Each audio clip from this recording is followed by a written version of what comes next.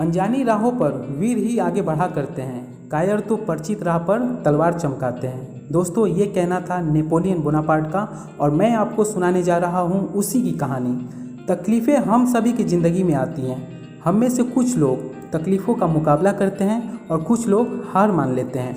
लेकिन क्या कोई ऐसा है जिसकी ज़िंदगी में तकलीफ़ें नहीं आती? तो क्या हम हार मान लें? नेपोलियन बोनापार्ट की एक छोटी सी कहानी आपके हौसले को बुलंद कर दे, ताकि अगर आपकी ज़िंदगी में मुसीबत आए तो उसका सामना मजबूती के साथ करें। आपने नेपोलियन बोनापार्ट के बारे में सुना होगा।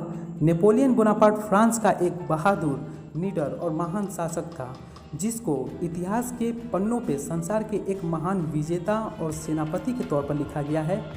नेपोलियन बोनापार्ट का जन्म 15 अगस्त 1769 को अजौकिया नामक जगह पर हुआ था।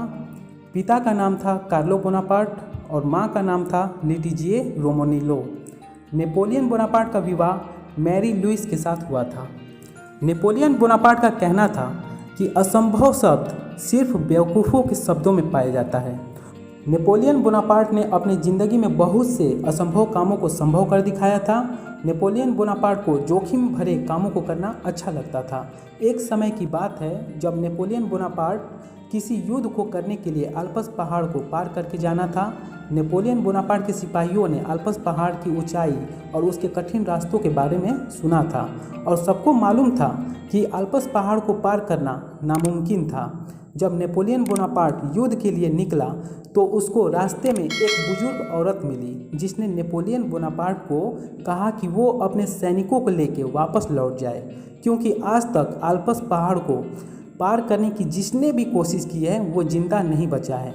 ये बात सुनकर नेपोलियन बोनापार्ट के सैनिक और भी ज़्यादा डर गए, लेकिन नेपोलियन बोनापार्ट इस बात से डरा नहीं और उस बुजुर्ग महिला को अपनी कीमती एक हीरो का हार भेंट देते हुए कहा कि मुझे जोखिम भरे काम करना पसंद है और आपने मेरा हौसला और भी ज़्यादा बुलंद कर दिया है।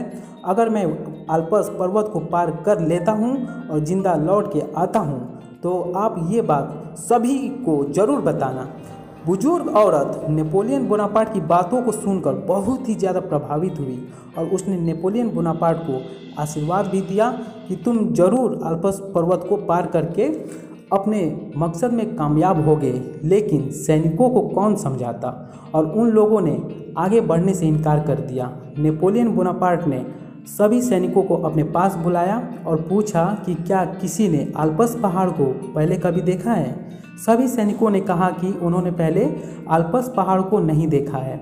इस बात पर नेपोलियन बोनापार्ट ने सभी सैनिकों से कहा कि तुम सब मेरे साथ आगे बढ़ो, जब अल्प्स पर्वत आएगा तो मैं तुम लोगों को बता दूंगा, फिर तुम लोग आगे बता देना कि तुमको आगे बढ़ना है या नहीं। सैनिक नेपोलियन बोनापार्ट के इस बात से तैयार हो गए और उन लोगों ने आगे बढ़ने का निश्चय किया।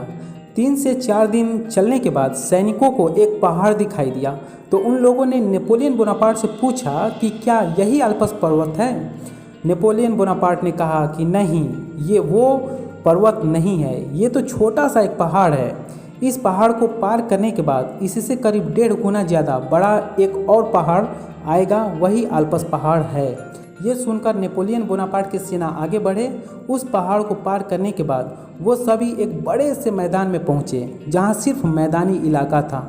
ये देखकर सैनिकों ने नेपोलियन बोनापार्ट से पूछा, पहाड़ अभी कितना आगे है।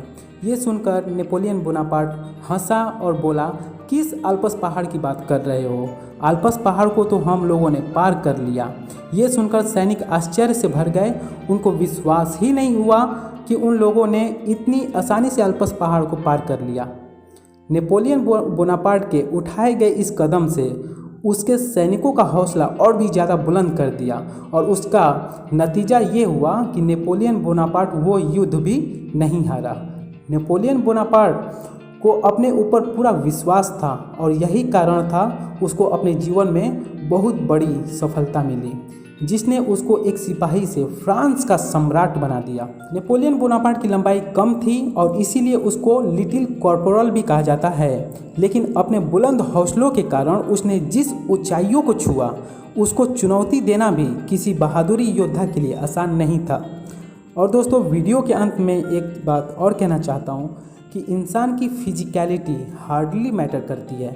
ज़रूरी नहीं कि कोई इंसान बहुत लंबा हो या बहुत अंग्रेजी आती हो या बहुत अमीर हो तो बहुत ज़्यादा वो सक्सेस है, ऐसा बिल्कुल भी नहीं है। अगर मैटर करती है तो उसका डिटर्मिनेशन, कॉन्फिडेंस, उसका लीडरशिप स्किल और कुछ कर गुजरने की चाहत। इसका सबसे बड़ा एग्जाम्पल आपके सामने नेपोलियन बोनापार्ट का मैं इस वीडियो के साथ लेकर आया था। अब मिलेंगे आपसे अगले वीडियो में, तब तक के लिए धन्यवाद।